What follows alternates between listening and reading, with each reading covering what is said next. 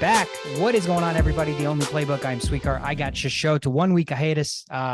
Personal life came in to play here and life happens, but we are back, man. Week 10 is over. I mean, basically at this point, if you're going to make the playoffs, you're either basically already guaranteed a playoff spot, you're on the teeter-totter, or you're basically already out, right? So with 10 weeks in the game, you pretty much kind of know where you stand, know if you need to make moves, or know if you kind of are just setting your roster and waiting for the playoffs. And if you're in the latter, which I think you personally right now are, you're probably feeling pretty good, man. How are you feeling? Dude, surprisingly pretty good. I got destroyed with the injuries in the other two leagues. And I also have Saquon and Adams in my other league, but somehow, some way things are happening.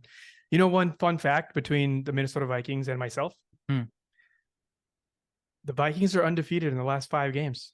So are all of my fantasy teams. What? You are 5-0 in the last 5 weeks in every fantasy league? Yes, man. I don't know how this has never happened before. It's just one of those years. Hopefully something stays consistent, but I am ready for it to be inconsistent because this is just out of nowhere sustainable. It's just not possible.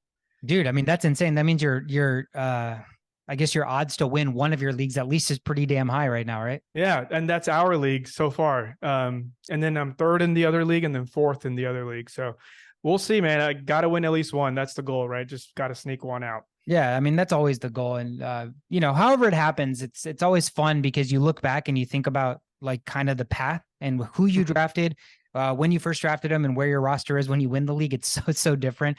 And that's just a testament to being a good manager. So we'll see. We have a lot to talk about. Obviously, week 10. Let's kick it off without further ado with the rundown, man.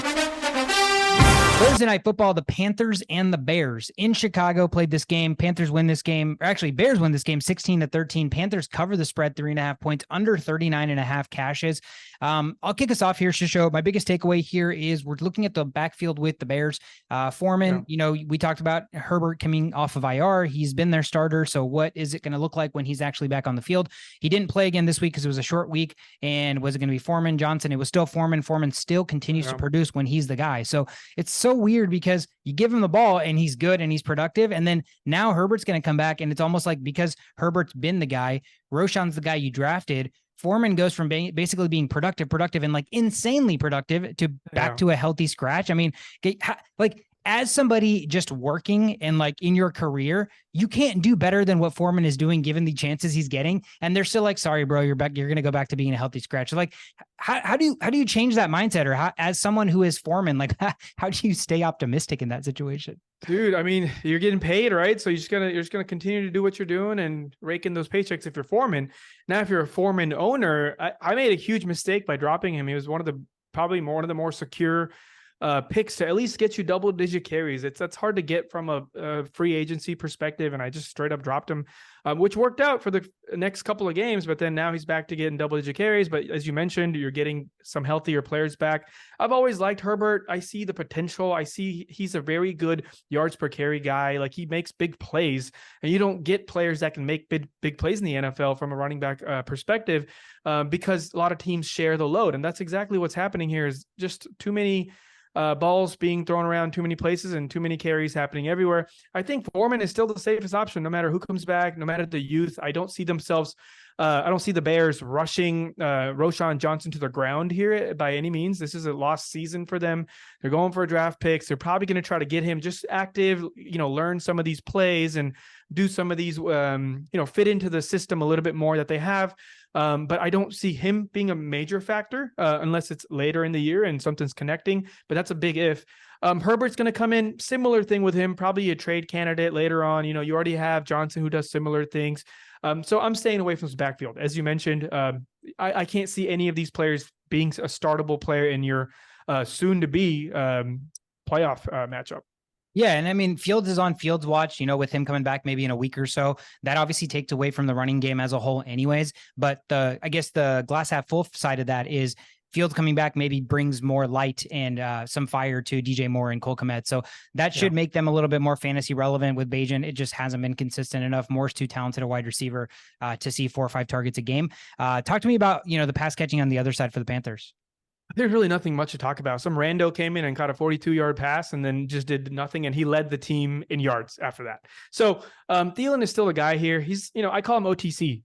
Our parents back in the day used to work at OTC, and he's a poor man's he's a poor man's toy. So you can have him.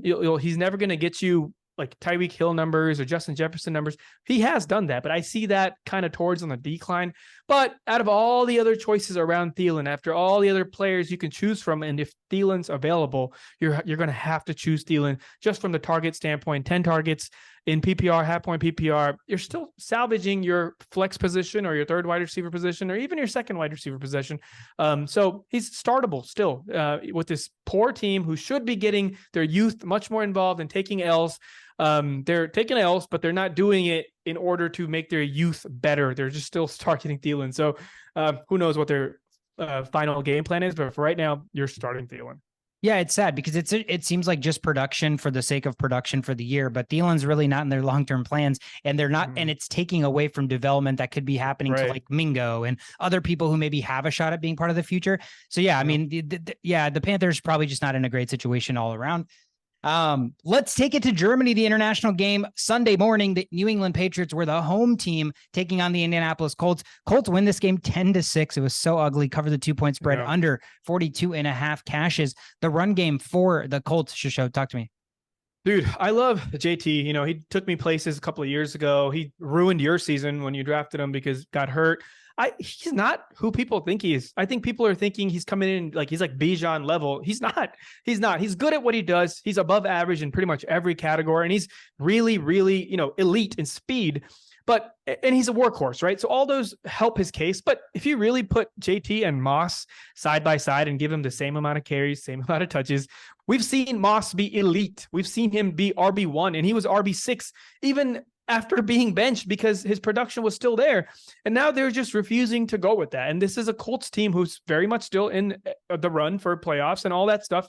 And they're just going to kind of have to give JT all the touches because they paid him. It's a very unfortunate situation, but Moss, I'm going to be really not one of the more popular opinions here, but Moss looks like the better running back. And, it's just not going to go anywhere. That's, no matter how well Moss does, he's just not going to be number one on this team because of how much they paid him and the name JT holds. But all in all, if you can get rid of JT while he's still getting this up and this hyped up, he's getting full load, if you can trade him for an elite wide receiver or even another running back, there's Bijan owners that are a little scared right now.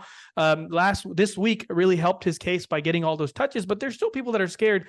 JT's great. I love him. He'll take things to the house and stuff, but he's just not that elite level that people think he is. He may be, he just hasn't shown that as much. And Moss has clearly done that. So if you can somehow find a way to trade this in for a next level up toy, I think you should do it. Yeah, no, I agree. I mean, we all saw the writing on the wall, and now it's more apparent than ever. Zach Moss, amazing, super productive in that offense. Is it just the offense? Can you plug in any running back there and they're going to be productive? That's what it sure sounds like and seems like and looks like based on the production. But here it is. I mean, week 5, JT comes back. Moss has 53 snaps.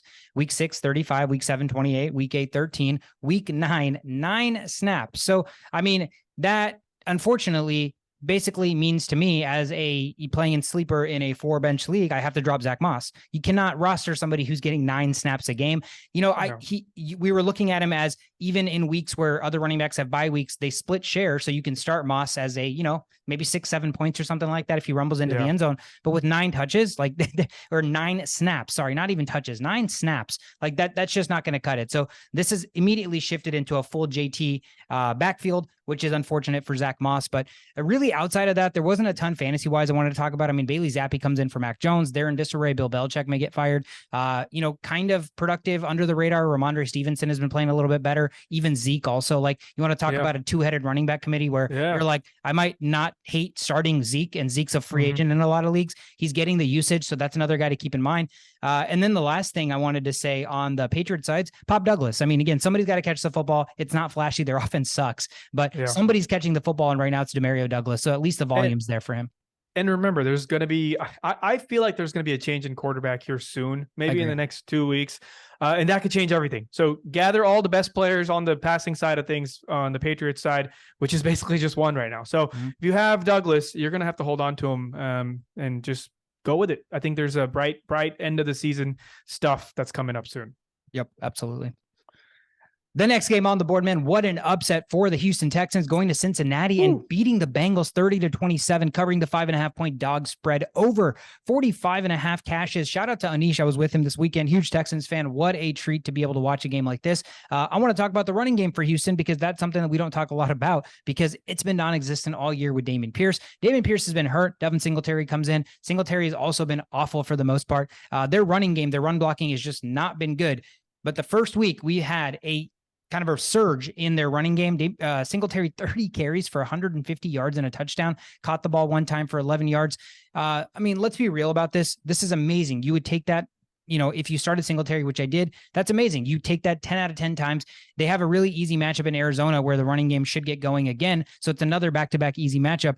Now, the, Singletary owner in me wants to believe that this is a changing of guard and Singletary should get more carries because if you look at the production on the field, surprisingly, neither has been good, but Singletary has been a little bit better. But I don't think that's going to be the case because Singletary's been in the NFL for a while. He's kind of, Zach Moss, basically, right? Like they both came from the Buffalo Bills. So in a way, they're from that same triage. And like they're basically capable running backs that'll fill in, but I don't know that they're truly the starter. And so that's my fear as a Singletary owner is Pierce hasn't looked great. He's still hurt. For as long as he's hurt, you're going to continue to start Singletary because a guy getting 30 carries, you absolutely kind of have to start him. But when Pierce comes back, this is probably, if Singletary did enough, at best, a 50-50 split with Singletary. So it's a shitty situation, but ride the Singletary train until Pierce comes back, essentially is kind of what I was going to say. And then real quick, Mixon on the other side, consistent force. I mean, the consistent force name that you talk about and embody, like Mixon is literally the embodiment of that.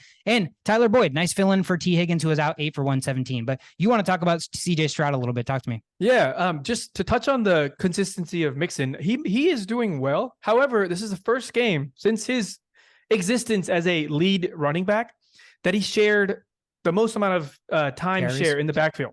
Like not even just carries, just time in the backfield, like all plays. He wasn't there for, I think there was 14 plays that had to be 14 touches. I think, I don't know. It's one of the stats. I can pull it up. Yeah, sure, I'll sure. Put up But it's the first time that's happened. So they are kind of thinking about, maybe it's time after Mixon here shortly while these other two guys that they're kind of trying out. They've never done that before. There's always been a Bernard kind of taking the third down role sometimes, when he's tired. There's never been early down play for other guys while Mixon's there, and that happened this game. So who knows? The Bengals are kind of in a disarray situation, and they're just looking anywhere for things to happen. Something's going on with Burrow. I know, we kind of chalked it up to his legs being injured, and I'm sure that played a big role in his mobility. But looks like while some of his receivers aren't there, there's just not anybody else in the Bengals world that can catch a pass. Is that what we're dealing with here? I don't know what's going on, but something needs to change. And I personally, as a Burrow owner, am a little concerned because I'm like, we're going to the deeper end of the season where playoff things are coming up. I need to have more stability from a quarterback position. So I hope things change there. On the other side. Sorry, they do also have the third hardest strength of schedule rest of the season. So that's something, as if you're the quarterback owner, that's definitely something you got to keep in mind. From a quarterback perspective or from a team perspective? I think it's a team perspective, but I mean, again, when you look at it from a team, the guy that's probably going to impact the most is the quarterback. Yeah, right? Yeah, absolutely. Well, on the other side, a quarterback that really doesn't care what's going on around him is CJ Stroud. Probably one of the greatest rookies we have ever laid our eyes on. Every drop back. Okay, this is something that needs to be noted. Every single drop back, he's looking to throw deep. There's always a player down the field. Talk about opening up your field for your rookie quarterback. Like, take some notes, Panthers. There's always somebody going 10 yards or 15 yards down the field, creating space where a rookie has multiple places to look rather than just quick dinking and dunking, tight end here, running back here. They don't give a shit like that. They're using him as if he's been playing for 8 years. A couple of games ago, there's a crazy stat. He had 8 20+ yard completions. Jesus. Bro, what the hell? That was the game where he just went lights out, right? 470 and 5. Yeah. And a lot of 12 to 13 yard plays, like a lot of that. And you never see that from a rookie, let alone any quarterback not named Josh Allen or Mahomes. And we're having one of those situations. And I think it's safe to say this man is looking at how the team's doing, looking at how the defense is doing. They're all young. They're all, getting their stuff together, but they're actually getting it together, which means CJ Stroud is officially in the running for MVP race. Which is crazy. Rookie quarterback, MVP race. Houston was supposed to be projected like a bottom five team, basically top 5 draft team. And here they are now, 5-5, I believe. I mean, it's pure insanity what they've been able to do. Like a defense that we thought had nobody, an offense that, again, before the season, no one's like Tank Dell, Nico Collins, Dalton Schultz. What a weaponry. No, it's all Stroud basically elevating Noah Brown, like comes out of nowhere, and all of a sudden he's got 3 games of like 130 yards receiving. Like that's all because of CJ Stroud. So it's absolutely insane what this man is doing. I don't know that his numbers at the end of the season will, stack up amongst MVP level, but dude, I'm right there with you. If there's a guy that's been more valuable to his franchise this year, like give me a name, because I mean, outside of Stroud, I can't think of somebody.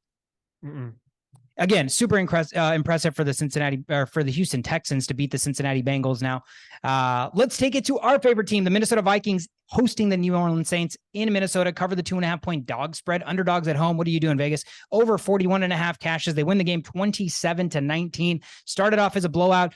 Saints tried to make this a game, but man, the Dobfather was not having it. Yeah, you said the dog. We just rename that the Dob.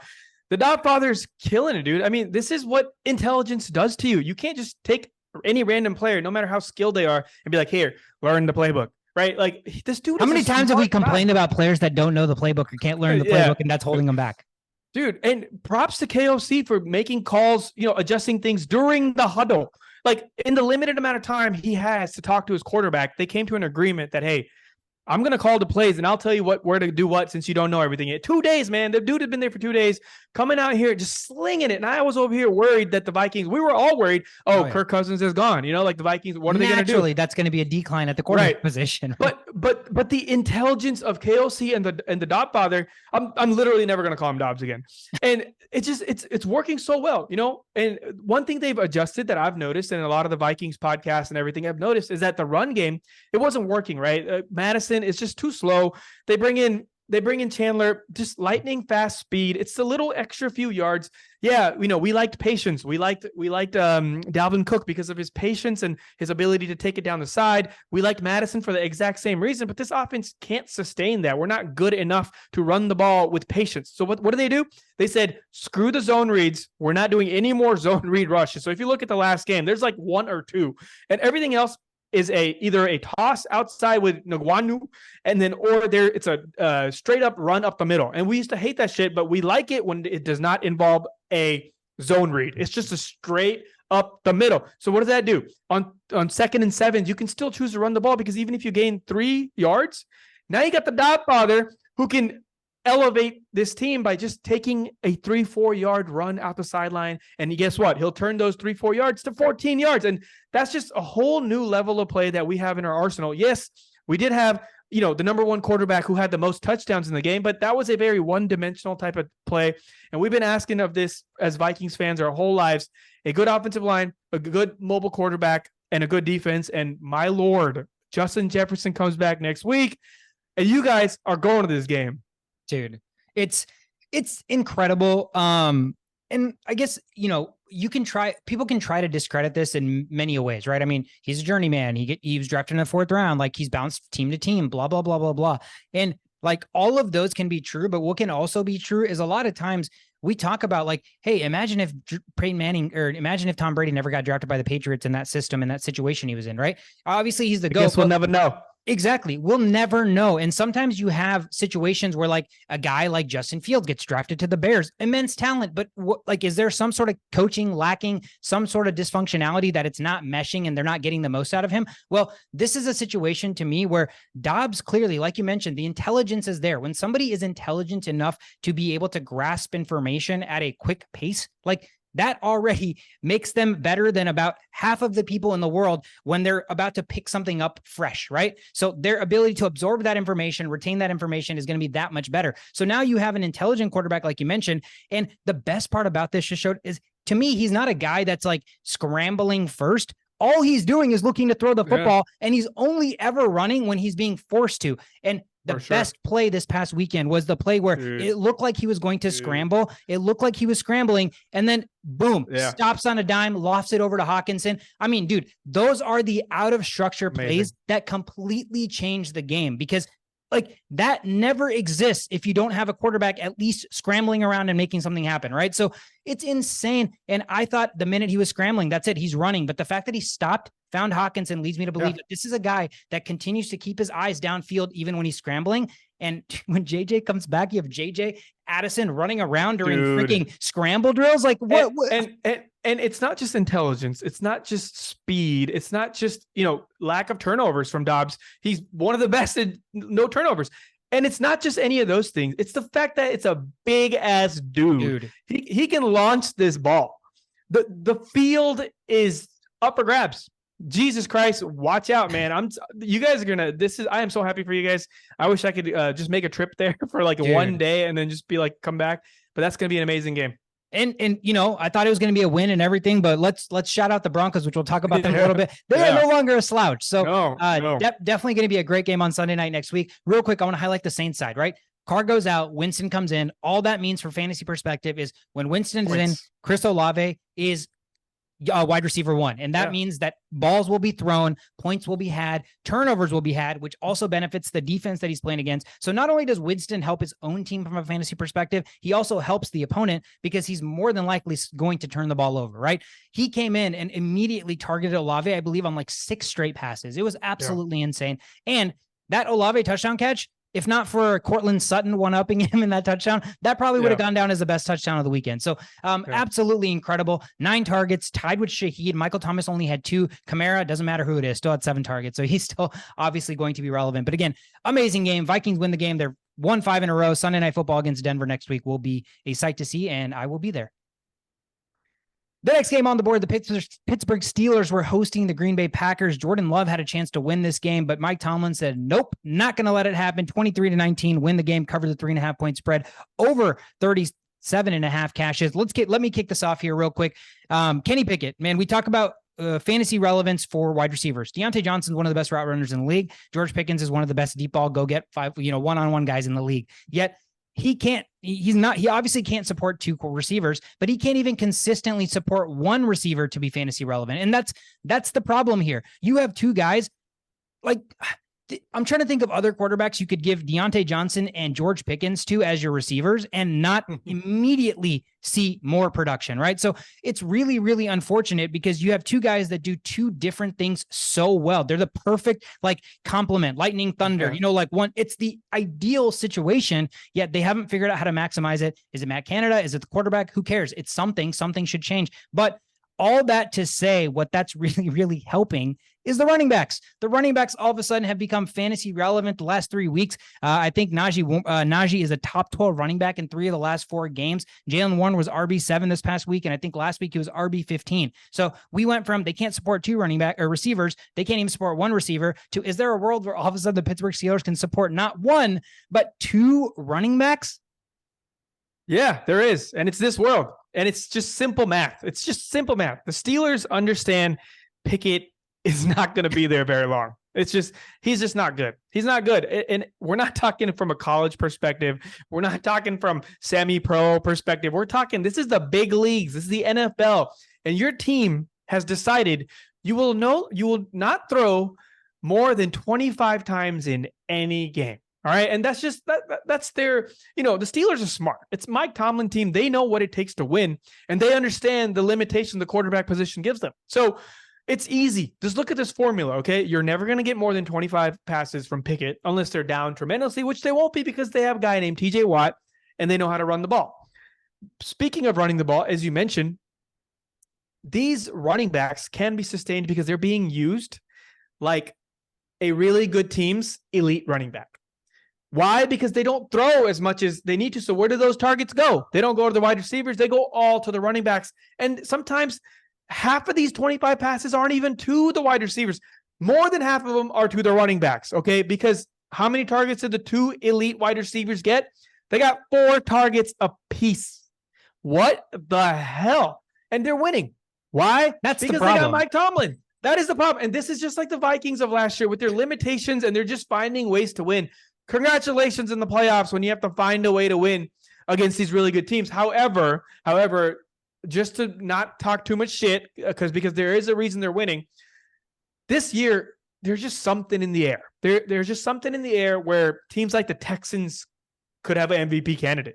Teams like the Colts are coming out of nowhere. They're trash, but we'll get to that some other day.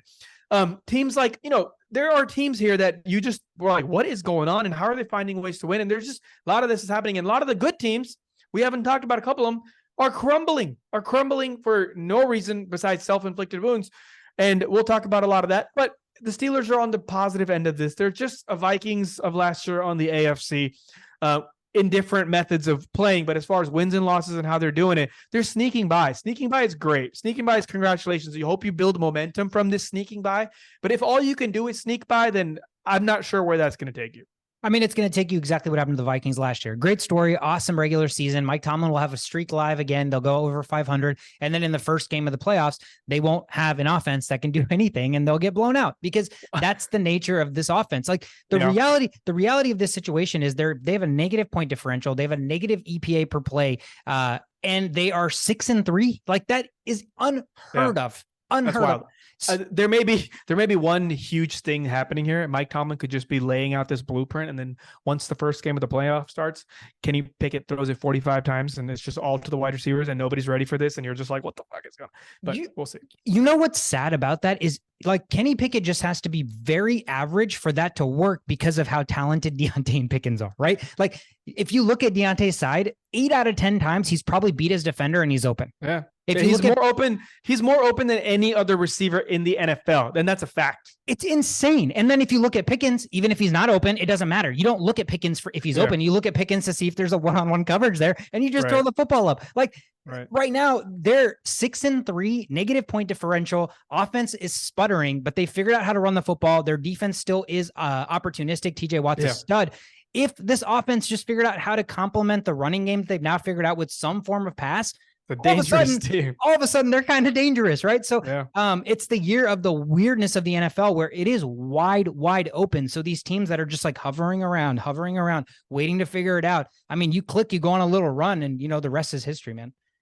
Real quick, the Steelers running game, I wanted to highlight with what's weird about this is Jaylen Warren's a free agent in a lot of leagues. Najee Harris is picked up.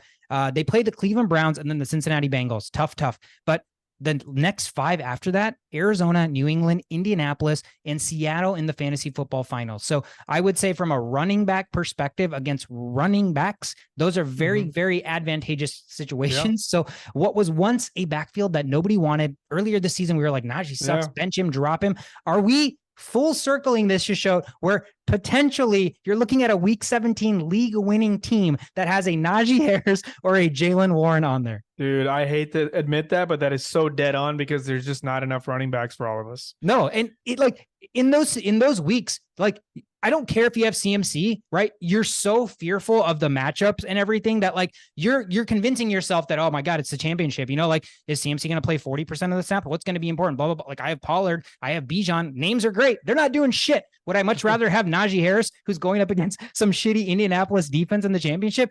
Dude, I don't know what a crazy world fantasy is, but that would give me a better feeling than right now, putting out Tony Pollard or Bijan or Saquon Barkley out there. So, super scary, super scary. Very. The Tampa Bay Buccaneers won an ugly game at home against the Tennessee Titans, 20-6 final. Buccaneers covered the 2.5 point spread under 39.5.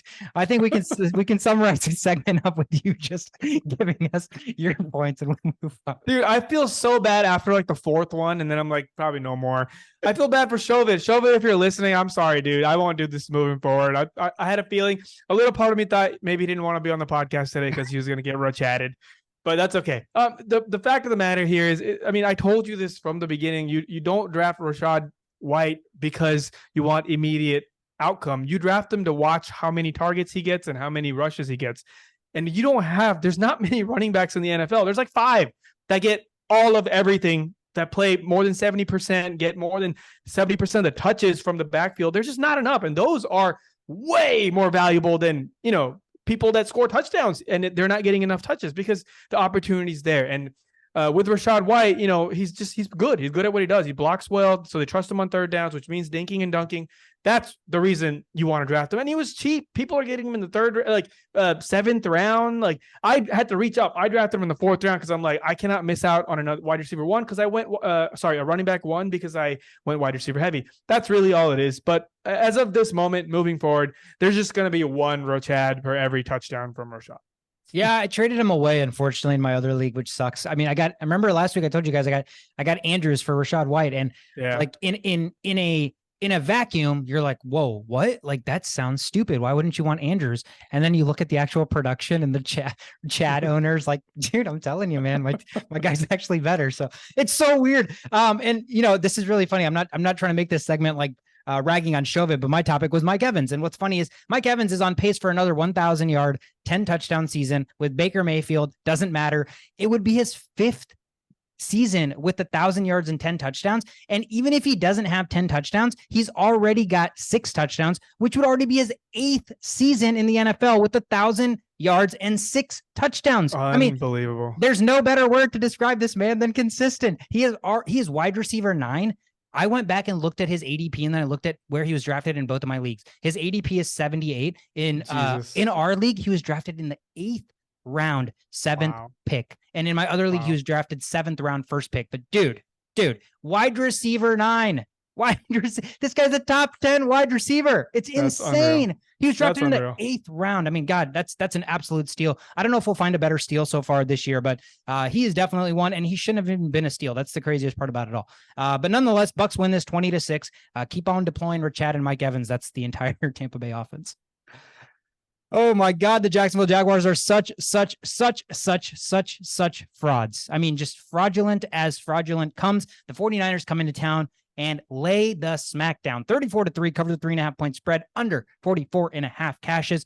I mean, the CMC streak is over. Touchdowns. He finally doesn't get a touchdown 18 games in a row. They'd already benched him. They put him back in the game when Elijah Mitchell got them in the end zone. That's how badly they wanted him to get the streak. Crazy. I don't know that I personally agree with it. Maybe if I was a CMC owner, I'd be like, fuck yeah, give me the touchdown. But like, just as an NFL fan, you're already winning. Like, your aspirations as the 49ers is to win the Super Bowl. Like, his 18th consecutive touchdown. What does that mean? Like, where does that end? If he gets that, you're going to have to force it on the 19. You're just going to do it till he dies, like till his career's over. Like, when does it end? So at some point you just have to be like, dude, all streaks, things like that are meant to end, are meant to be broken. That's just the reality of the situation. But what's so funny, Shishod, about this is there's a reason it worked this way. CMC had no touchdown. And what did that mean? That meant that every other star on the 49ers did well. Kittle, 3 for 16 and a touchdown. Ayuk, 3 for 55 and a touchdown. Debo, 3 for 29 on the ground and a touchdown, 4 for 30 through the air. All three of the other guys got the touchdown that CMC did not get. And what's even crazier about that, CMC was still RB15 on the week, and that is still the absolute lowest he's ranked all season. All season, his worst finish was RB15 with 17.2 points. I don't understand this human being. It is absolutely insane. I mean, there's no greater fantasy football player probably in like our history of fantasy football, to be honest. I cannot think. Maybe LaDainian Tomlinson's up there. I'd have to really go back and crunch the numbers, but I was a little too young to know. But other than that, dude, it's definitely CMC. Guy's absolutely insane. Dude, every time he scores, I immediately think of, damn, shit, could I have gotten him? Because that's what goes through my head. I hate every time he scores because I knew that I had no chance of getting this. Like, there's no way. It's just not possible. No. The other side, back to the shittiness that's happening in the Jaguars world. T-Lo, or T-Law, but we can call him T-Lost. T-Lost. Yeah, very low. So he continues to overwhelm. He has no 20+ fantasy point game this year. You would have nobody would have guessed that. What did he get drafted like as a quarterback 6, quarterback 7, right? Some people even went up as high as quarterback 5 in my 6 point a touchdown league. So it's very overwhelming. It's not because they don't have enough wide receivers. They have enough wide receivers. Okay. We have CJ Stroud over here slanging it to Noah Brown. To Noah Brown. And you're telling me Ridley's bad. Okay. Ridley's bad, but it makes me wonder, like, how bad is he really when you're not getting any type of performance from your quarterback? Like, what are we missing? And then I keep going back to those 5 touchdowns that are just not on any stat sheet because the ball was thrown too far to the sideline. I'm like, that changes everything for everybody. So it still comes back to the quarterback. You can't get this out of your number one draft pick. Yeah, they're winning because they're in a shitty division. They're playing against shitty teams. They haven't really done anything here, and now they get embarrassed. What if this was a Super Bowl? What if you snuck your way to the Super Bowl, Jaguars? You can get demolished by these top teams. So just keep in mind, T-Law owners, you gotta have backup ready. I suspect nobody's starting T-Law if they don't want to. There's no way. There's like Dobbs is floating around. What makes me Howell, Dobbs. Howell is floating around. And last thing, I'm not going to continue with the Jaguars hate anymore. It's too much optimism from a team that has performed just like they don't deserve some of the worst. Yeah. Like, why do we put them on the? Yeah, they're not there. I feel like everybody wanted to crown Trevor Lawrence. I mean, and I'm not going to say everybody. Even I felt like this was the year that he should have taken the next leap. So when we're projecting this season, yes, we were projecting him to be a top 10 quarterback. But dude, how insane! If you drafted Trevor Lawrence, unless you somehow pivoted and got another quarterback, like your quarterback is single-handedly losing you week to week because you cannot draft a quarterback inside the top 7 and the guy doesn't give you a single 20-point performance. That's literally a recipe to lose football games. So for sure. Oh God, incredibly underwhelming. Jaguars need to look themselves in the mirror. Although when you're 6-3, I don't know what they're going to really do. They're just going to chalk it up to, bad week. And then they're going to continue to do this underwhelming bullshit and lose in the first round of the playoffs. Wow, what a game the Browns and Ravens just played. One of the best games of the season. The Browns come into Baltimore. They were down a bunch at some point in this game, and they win this game 33-31 final, cover the 6.5-point dog spread. The over-under was 38.5, and both teams almost hit that themselves alone. So scoring was aplenty in a game where you thought defenses probably would be kind of at the forefront. But, talk to me about kind of how you took advantage of this, even with, all of the weirdness that went on this game. Yeah, a lot of weird stuff. I'm just going to highlight a couple of things. Deploy Cooper. Watch for Watson's ankle, first of all. It's a direct correlation here. We've seen this with every single week so far. If Watson is the quarterback, Cooper must be started. If anybody else is starting, look elsewhere unless it's a really good matchup. The rest of the season, okay, or at least the next 4 fantasy weeks until the playoffs, the Browns wide receiver schedule. They play Pittsburgh, who can't stop anybody. Denver still, it's I don't know yet. We'll find out next week when they actually play some really good receivers. The Rams can't stop nobody. Jacksonville clearly can't stop nobody. So a lot of potential there for Browns wide receivers. But guess what? They can't finish the ball, especially if Watson's ankle injury is still lingering, which means more kicking opportunities for the real D-Hop. I mentioned this earlier in the week. Look for more earlier in the month, I guess. Look for more formulas like this. Look for teams that can run the ball really well, that play against good teams, and have a coach who's still an old head and will not go for it on 4th downs no matter what. Gritty teams with bad quarterback play with good running backs and a good offensive line. If you can find that mix, that is literally the Browns. There are other teams like that, like the Falcons, and they're all in their weird. They're trying to figure things out. The Browns, no matter who the quarterback is, their game plan still stands.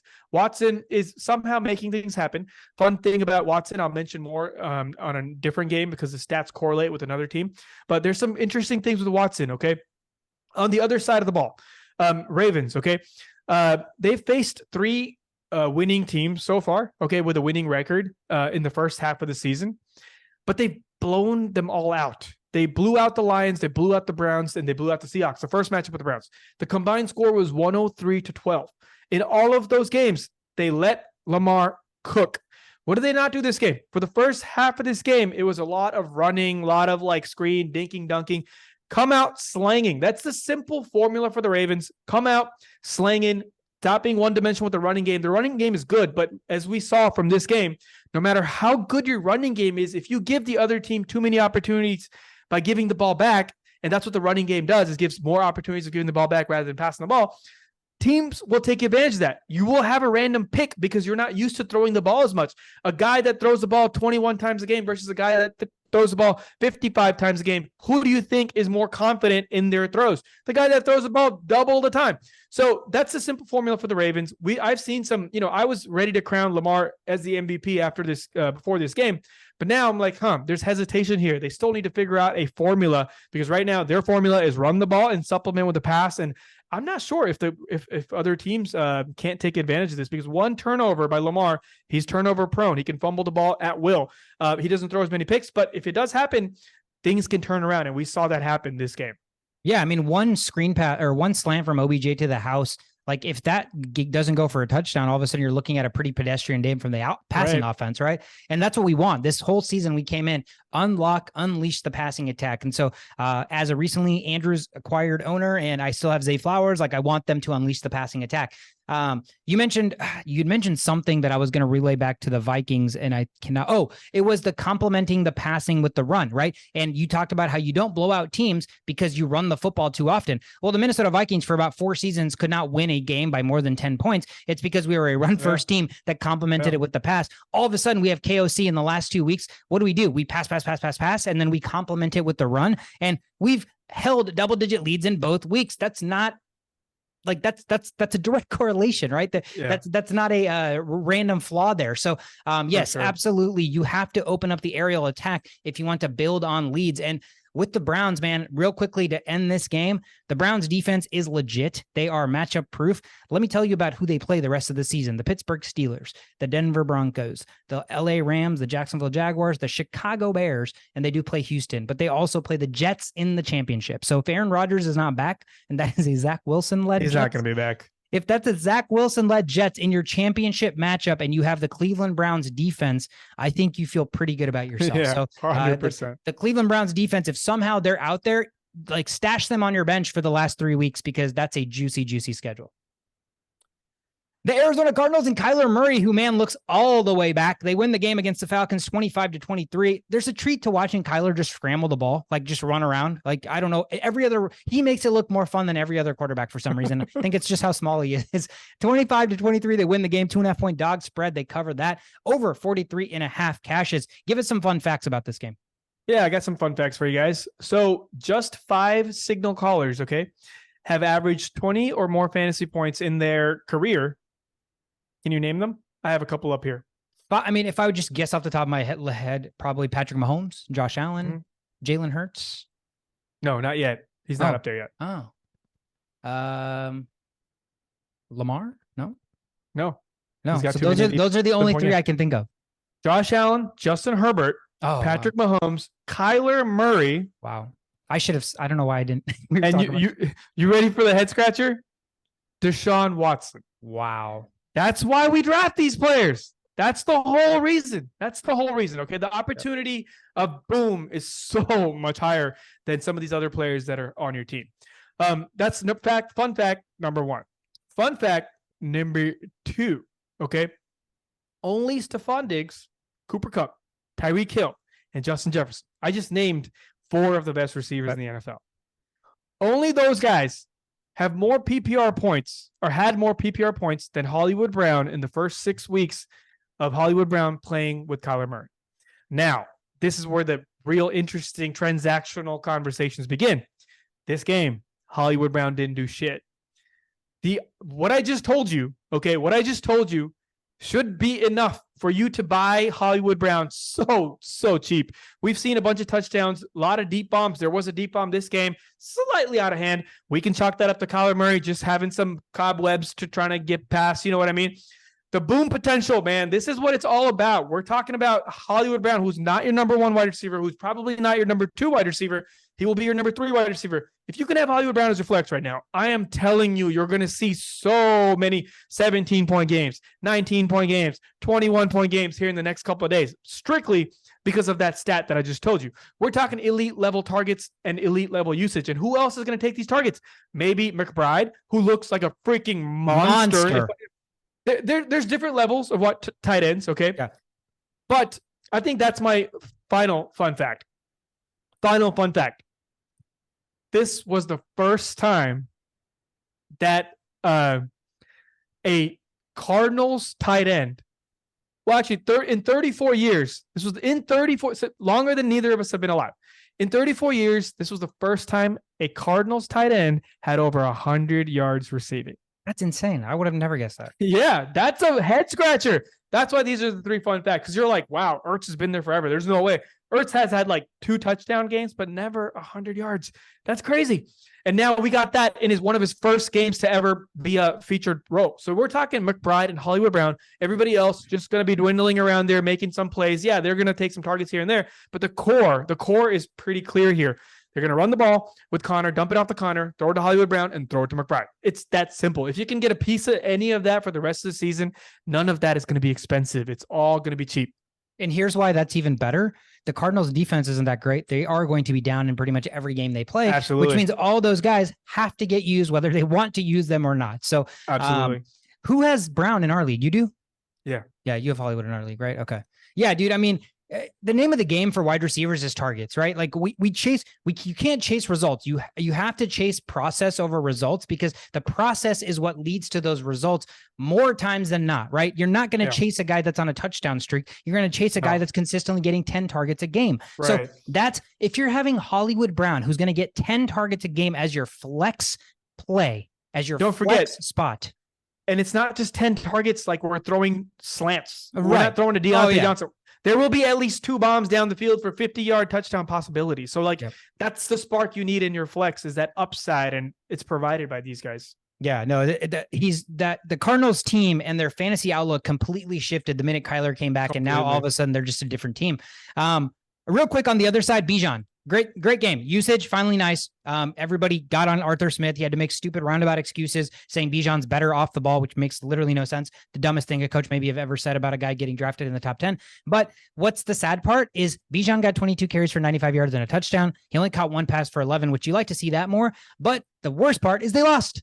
So who is the real winner here? Arthur Smith is unfortunately the real winner here. He gave us what we wanted. He wanted us to force feed Bijan. The results show that they lost the game that they force fed Bijan, and it sucks. I don't know what that means, but what's also bad is Heineke got hurt. Ritter came back, which means London 3 for 36, Pitts 3 for 30, Jonnu 1 catch, 1 yard. So if you started any of those pass catchers, I feel bad for you. But again, glass half full, glass half empty, how you want to view this Bijan situation. Awesome that Arthur Smith finally decided to give him the workload. But I think the fantasy value for Bijan doesn't come in 22 carries. It comes in maybe 16 carries, but maybe 5 targets through the air. So let's get the targets up a little bit more.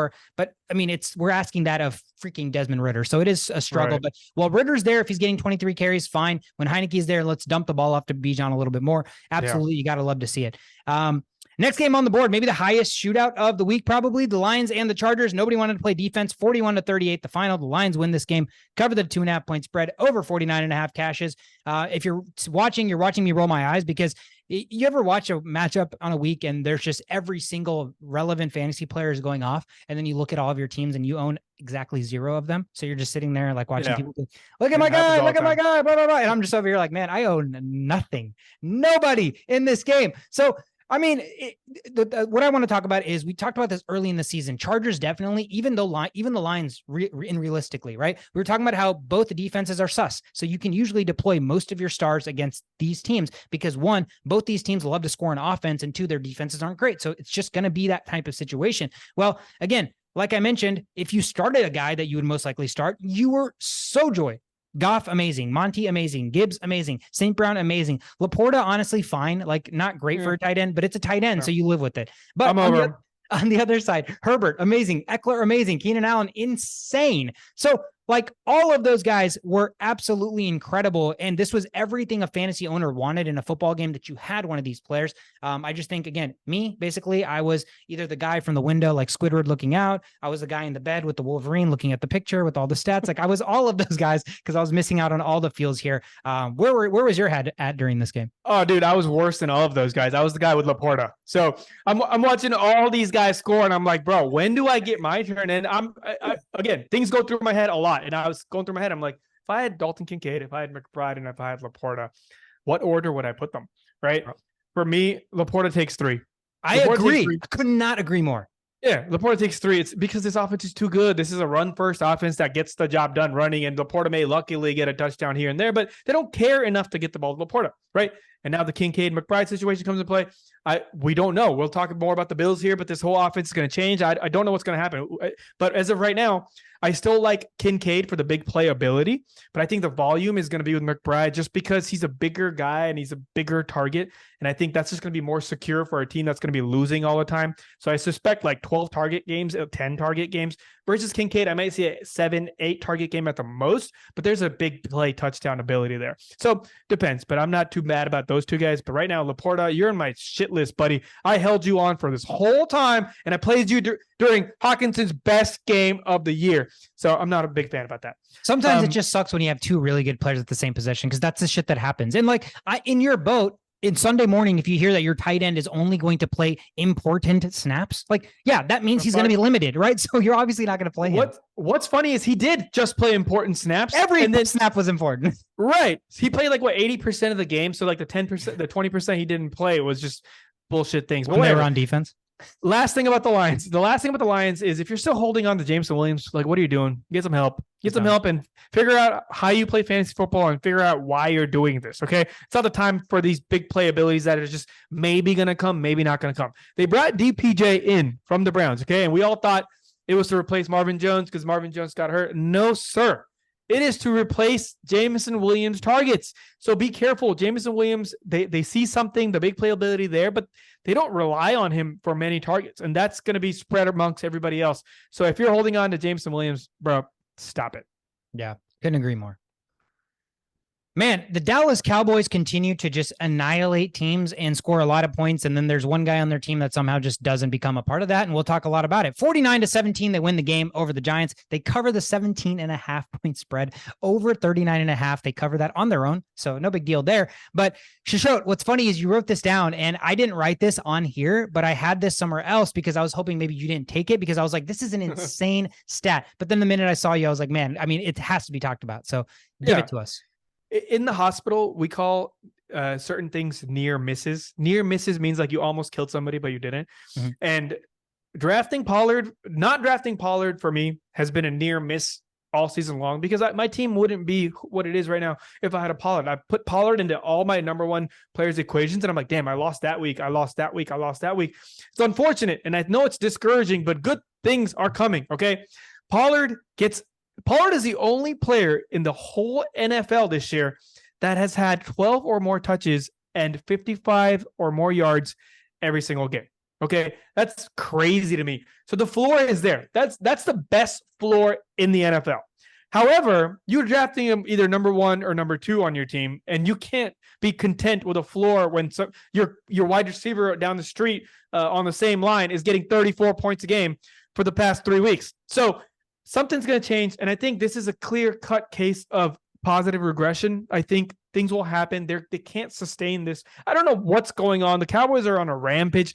They're beating up on bad teams like they usually do. That's going to come back down to earth, and they're going to have to figure out a way to utilize the running game because being one-dimensional in any sport, in anything, I know we like to force feed our guys. Cowboys are doing just that. This is everything you wanted Justin Jefferson to have is what CeeDee Lamb is getting right now. But it's not sustainable long-term. Either CeeDee Lamb will get hurt, either defenses will figure that out some game, and then you're like, wait a second, we haven't done anything besides this. We don't know what to do now. You have to adjust. You have to figure it out. You got to be multidimensional. And I think, having the line there, looking at their schedule the rest of the season, looking at everything, the Cowboys are built to sustain any level of competition. And I think that's where Pollard is going to flourish. You're still going to see catches. You're going to get this floor and the touchdowns will come. It's just unfortunate that it's taken so long, but I am one of those people. I'm not going to go out and buy them because it's too late. You either have already established your team or you're trying to crawl from behind. And I'm thankfully not one of those teams like 11th or 12th right now that are crawling from behind to get one of these potentials. If you are one of those people, go get Pollard now. If you're not, you should be happy where you are. But if you're already a Pollard owner, things are going to look good. Yeah, I really hope you're right. I mean, I thought this was the week with him. The good thing is they get the best matchup possible next week against the Carolina Panthers. So if he doesn't at least have double digits, I mean, I'm pretty sure I'm going to ride at that point. I mean, it's sad that that's where we're at with this offense, but they've turned into completely one-dimensional passing offense, like you mentioned. I mean, Dak over the last 4 weeks is quarterback 1. He is quarterback 1 on the season and not chilling in free agency. I picked him up literally 4 weeks ago in my other league, and I've started him every single week. And he's not number 1 by a little bit. He's number 1 by a wide margin, man. This dude is absolutely crushing it. And let's look at who he plays on the rest of the way here. Carolina, Washington twice. Oh, God. Seattle, Philly, who you can throw all over. Miami, who it's going to be, and Detroit. I mean, suspect ass Detroit. Those are insane. I mean, those are shootouts or easy matchups the rest of the way. That's why, I mean, CD Lamb, but boom. That's why I'm still holding out hope on Pollard. That's why, that's what you were just talking about. Like everybody on the Cowboys, right? Their defense, if you own the Cowboys defense the rest of the way,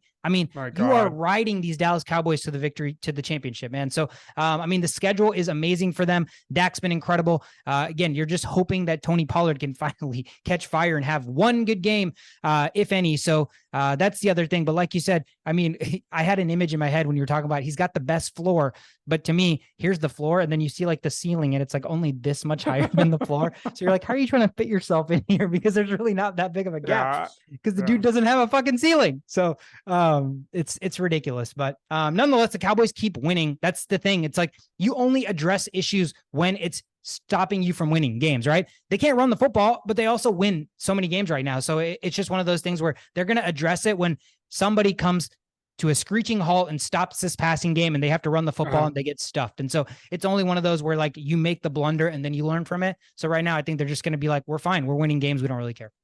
Yeah, it's crazy. If you're a Dak owner right now, you must be just thriving. And you know what? I did some math a couple of weeks ago, 2-3 weeks ago, when Dak was a free agent in our league. And I'm like looking at everybody's, who could have this guy? Who could own this guy? And I looked at Andy's team and I'm like, damn, he could really use him. Next thing you know, he's got him. And now this guy's team, I am definitely afraid of. I don't know who's going to beat this guy. He's averaging like 140 points a game. We're just going to have to sit and pray that Andy doesn't just come into this league for the first time and just fucking take care of business. Can't have one hit. We literally had Brubble do that one year. We can't have Andy do that too, man. We cannot have that happen. But kudos to him. He started out playing really, really well. Next game on the board, the Seattle Seahawks and the Commanders played a wild one. If you had Jason Myers, which I did in my other league, you were probably pretty happy with yourselves. If you toggled with the idea of picking up Myers all week and then you decided to pick up some idiot who got 3 points like I did in our league, you were pretty not happy about that. But Seattle wins 29-26. Commanders cover the 5.5 point spread over 43.5 cashes.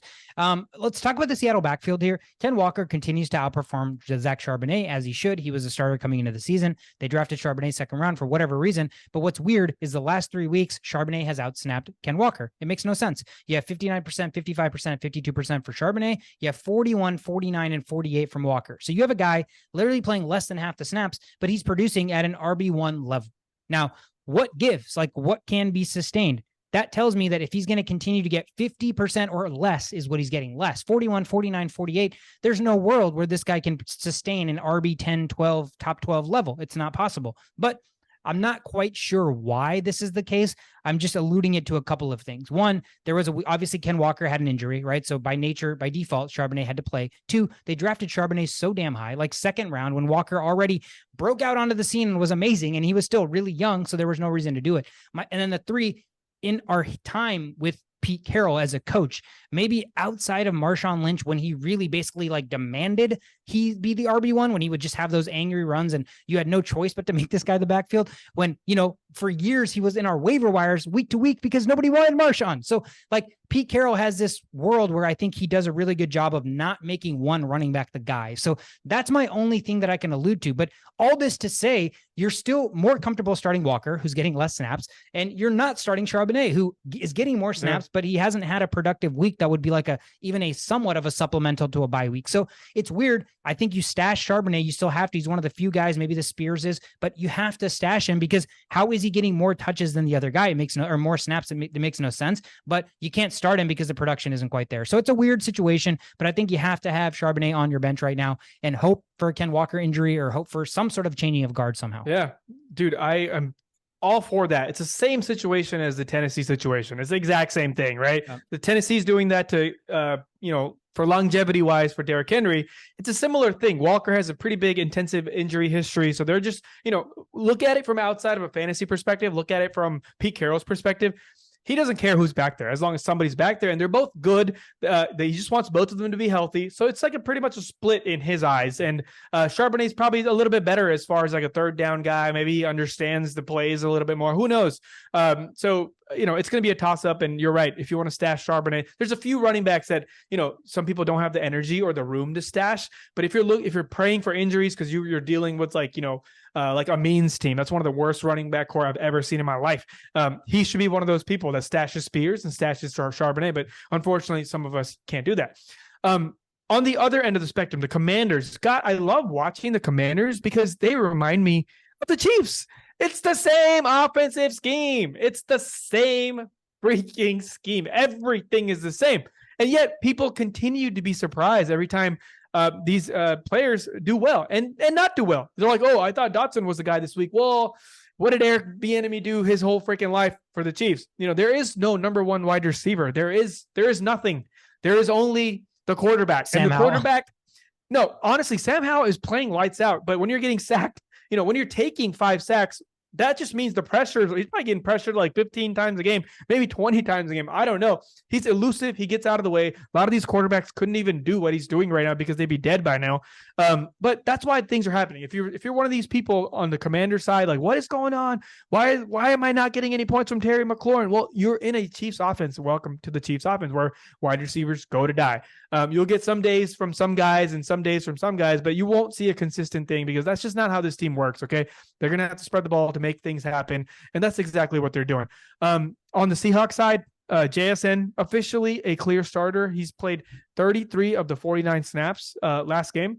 So I think it's safe to say flex positions can have JSN and actually rest assured you'll get like 8 to 9 points as a solid floor.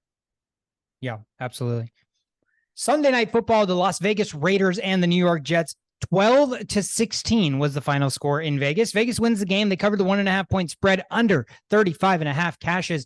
Devontae Adams, I've been bitching about him all year. Nice to see 6 for 86. I hope to see it continue more. It's still not like what you want. It's a nice solid floor. Like, you'll take it, but it's Devontae Adams and you drafted him in the first round or second round. And so you expect more. 13 targets versus the next highest being 5 for Michael Mayer. So O'Connell is force feeding him, which is really nice.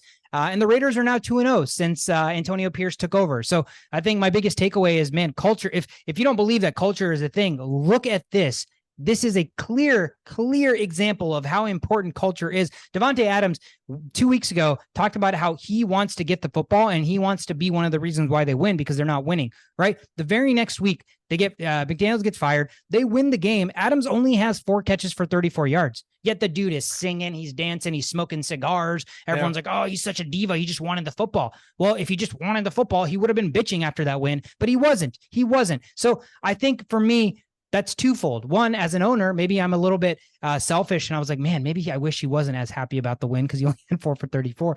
But at the end of the day, obviously he just wants to win. So I think taking them out of this toxic environment that Josh McDaniels has created is really going to help the offense. Now, my fear is they've really leaned into the running game. Josh Jacobs, I think 25 plus carries the last 2 weeks since Pierce took over. So they are really leaning into the running game. Granted, they've had matchups where they've been able to do that. So I don't think that's going to come all year. But I think with O'Connell, it's pretty clear that he is going to feed Adams. So at least your outlook for Adams, where it was towards the end of maybe 2 weeks ago versus now, you're in a little bit more of an optimistic place. Yeah, agreed. It's hard to predict what's exactly going to happen, but there is going to be a lot of Adams in the clear future. That's what you do, right? You have one of the best receivers to ever play football, and they decided to not give him the ball very much. Like, come on, this isn't about being a diva. Stephon Diggs is a diva, right? Like, he's getting all the talks, and then he gets mad at Josh Allen when he does one thing wrong. Adams did not do any of that. Okay, Adams is simply saying, I am really good at this. You might want to get the ball in my hands. On the other side of the game, I don't have much to say. There is another reality. I'm sure Dr. Strange could show us that reality where that pass at the end of the game actually gets caught. And then now we're talking about one of the best quarterbacks in the league, but that's not this reality. This reality is Wilson still sucks. He makes a lot of good plays, very flashy. It's one of those players that's, if the NFL drafted him, they didn't do anything wrong because they saw all the raw talent that you need in a quarterback. But at the end of the day, no matter how skilled you are, no matter how powerful you are, no matter how fast you can run, no matter how quickly you can learn the playbook, none of that matters if you cause turnovers after turnovers in the most crucial time or just make stupid mistakes, right? Stupidity, you can't fix that unless you practice harder. I don't know what it is, but you can't fix this guy's stupidity. And there's just one stat I got to mention that just blew my mind is the Jets haven't scored a touchdown in 36 drives. Isn't that insane? I saw that too. What the? How do you? What? In what world? In what other team? In what other quarterback do you think you would get such a leash that It's crazy. you could let the starting quarterback just continue to go out there and not score a single offensive touchdown Yeah. and just be like, no, he's still our guy. Like we're still going to put him in. Clear cut toxic girlfriend. You just can't, for some reason they can't get rid of him. Maybe because she's so hot. I don't know what it is, but something's got to give. And all fingers have to, at the end of the day, at the end of the season, maybe, I don't know how long they want to torture themselves, but you got to figure this quarterback situation out, man. Yeah, absolutely. Let's end the rundown show with one of the craziest finishes last night. The Monday Night Football matchup, the Buffalo Bills at home against the Denver Broncos. You would think Bills would have won this game, and they had a lot of opportunities to do so, but Denver pulls this away at the end, 24-22 final. Denver covers a 7.5 point spread, under 47.5 cashes. We got some news throughout this day after this game took place that maybe changes the landscape for the future. Shisho, talk to us. Yeah, my friend Sham was at the game, and he was like, he's a Jets fan, but he was at the Bills because it's close by. He went to the game, and he was telling us via text message, like when Dalvin Cook's brother fumbled and all that stuff, and it was happening like way before we saw on TV. That was cool, but there was something else that he said was really cool. He was saying all the fans were talking about the offensive coordinator needing to get fired, and I'm like, why? Like they're still, it's just turnovers. Like they're moving the ball easily and they're fumbling. And then it's bad. Like things just go wrong for them, but they're not having trouble moving the ball, which is the job of the offensive coordinator. So I was like, interesting. But I think at the end of the day, you have your star quarterback, your franchise quarterback, one of the best players on the league, or you have a random offensive coordinator, Ken Dorsey. Someone's got to take the bullet, and, we're not going to take the Madden cover guy and make him feel bad for all the small mistakes he does. You're getting a Brett Favre, right? You're getting a Brett Favre. You're going to get production like a Brett Favre. Like you're going to get 4 touchdowns, but you're also going to get 2 picks. That's why he leads the league in picks, but that's okay. When you have a good defense and you have a team that can move the ball at will, that should be okay. It just was a very unfortunate game where things didn't work out. From a real NFL perspective, that may not be what you want. But from a fantasy perspective, that is exactly what you want. You don't care about those 2 picks because that's -4 points, right? You can make that up in the next drive after a couple of yards and a couple of runs. So from a fantasy perspective, some players I listened to the ESPN podcast today on the way home, and they were talking about the Secret Squirrel and Stephania Bell were talking to Fields, and Fields was getting overpowered. Oh, I was watching, complaining about Josh Allen. Like, what are you doing? Daniel Dopp. That was Daniel Dopp. And I will say Daniel Dopp in that moment sounded like such an emotional fantasy football player and not like a logical fantasy football analyst. Bro, absolutely ridiculous to say that Josh Allen has not been performing well. Are you dumb? Like QB1. Dude, it's absolutely ridiculous. That's the kind of stuff that make me feel like, why do you have a job? But anyways, this isn't a Daniel Dopp roast session, but there was some emotion. And Fields was just like, I'm just not even gonna talk to you guys. Yeah. You guys are fucking it was one of the right first times where Fields was like, he kept arguing, even though he kept trying to stop himself. But he was like, I think I need to keep saying something because this is so ridiculous. And last thing I'm going to say, things are going to look better here because they lost Ken Dorsey. However, they just upgraded their QB coach to be the new offensive coordinator. Okay. This is the same guy. Okay. What's his name? Henry? No. Forget his name. It's slipping my mind right now, but he is now the offensive coordinator, interim offensive coordinator for the Bills. He was also not just the wide receiver coach for the LSU team in 2019. He was also the passing game coordinator for LSU in 2019. So I think he's finally gets his leash unleashed, and now he's going to get to make big changes. And I think we're going to see the ball spread around a lot more. It's not going to be just one player. Just look at some LSU team highlights, and I think we're going to see a lot of similar situations. Yeah, I watched that too, and I thought that was so funny because he's basically Daniel Dopp sounded like me. Like it's like me after last night bitching and being like, God, I hate Allen. And then you look and you're like, he's QB1. He's literally not had less than 14 points in any game all season. Like what more? Like, I think it was similar to an episode we were talking about maybe, I don't know, a couple weeks ago. And I think maybe it was Chauvin who was talking about a player who who didn't give you like a consistent double-digit points that week or something. And, we all live in a world where we want our best players to consistently do the same thing every single week, but that's not a reality. Like, they're going to have bad weeks. You can't just be like one bad week and like, my God, I hate this player, blah, blah, blah. Yeah. And that's kind of what that sounded like. So I thought that was really funny you brought that up because I saw that as well. And I was going to make a note of that because I mean, whatever. But I want to talk about the other side.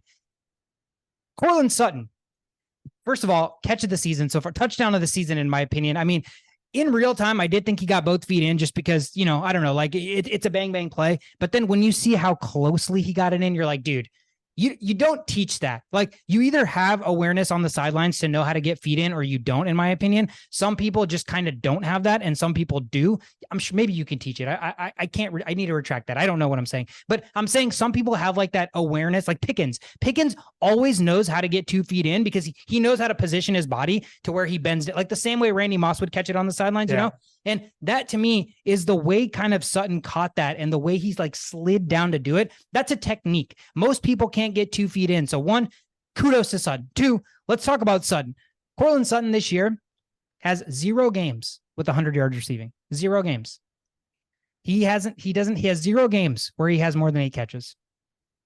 But he has 7 touchdowns across 7 different games. So this man's not like 3 touchdown one game. He had 1 boom Gabe Davis week. This guy's catching touchdowns in more games than he's not. And I mean, the definition of consistency is doing the same thing more times than not. But how do I quantify catching touchdowns as a level of consistency? Because it doesn't seem sustainable. It's the most unsustainable consistency possible, right? So he's got 1 game where he had 1.8 points, and every other game he's got over 9. So he's consistent.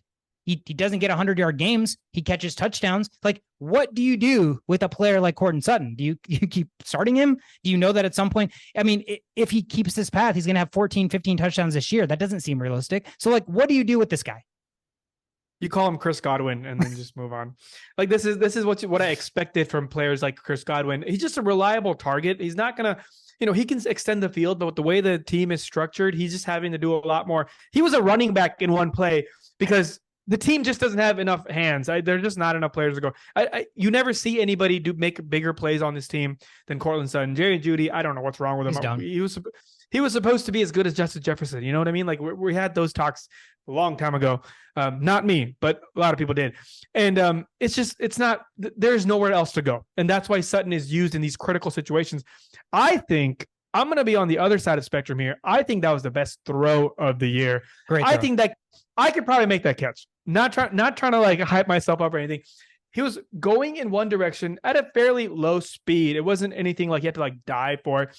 I think that Hollywood Brown attempt, if he would have caught that, would have been way tougher than what Sutton did. Yeah, the full stretch dive for sure. The technique, you're right. It's good. It's wild. It's crazy, but it was not full extension. He kind of just had to be where he was and just kind of basically give up his body. So it's a little bit easier than it actually looks. I've never played football, but that's just my interpretation of what I think of that catch. But I think the pass was insane. That pass, the whole thing of placing the ball where like you would normally never place it, but that's the only place he could have placed it. So big kudos on my end to the Broncos. I see a lot of things happening here, and it's all because of Russell Wilson's playmaking ability. He ran the ball 9 times. He didn't run for 80 yards. He ran for like 30-something yards, but it was crucial yards, and he kind of gave up his body to make some of these plays happen. And that's what you need. That's what we've seen from Russell. And little sparks are coming in. Hopefully not very much this week, but yeah, we'll see. Yeah, big matchup on Sunday night. Vikings, Broncos. I'm going to be there. I wish you were going to be there, but that should be a great matchup.